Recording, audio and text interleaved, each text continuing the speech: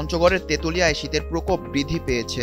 আজ মঙ্গলবার সকালে সেখানে সর্বনিম্ন তাপমাত্রা রেকর্ড করা হয়েছে 12 ডিগ্রি সেলসিয়াস, আর বাতাসের আর্দ্রতা ছিল 99%। তেঁতুলিয়া আবহাওয়া অফিস জানিয়েছে, গত সপ্তাহ জুড়ে জেলার তাপমাত্রা 12 থেকে 13 ডিগ্রি সেলসিয়াসের মধ্যে ওঠানামা করেছে। গত কয়েকদিন তাপমাত্রার পারদ ছিল 13 ডিগ্রির ঘরে। সোমবার 13.3 ডিগ্রি সেলসিয়াস, রোববার 13.1 ডিগ্রি সেলসিয়াস, শনিবার 13.1 ডিগ্রি সেলসিয়াস, শুক্রবার 13.5 ডিগ্রি সেলসিয়াস ও বৃহস্পতিবার 13.2 ডিগ্রি সেলসিয়াস।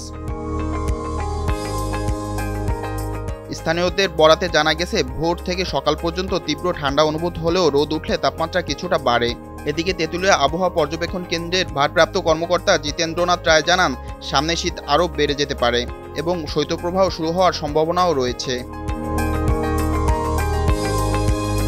এদিকে রাজধানী ঢাকা ও আশেপাশের এলাকায় আকাশ আংশিক মেঘলা থাকতে পারে বলে জানিয়েছে আবহাওয়া অফিস। পাশাপাশি আবহাওয়া প্রধানত শুষ্ক থাকতে পারে। উত্তর বা উত্তর পশ্চিম দিক থেকে ঘন্টায় 8 থেকে 12 কিলোমিটার বেগে বাতাস প্রবাহিত হতে পারে।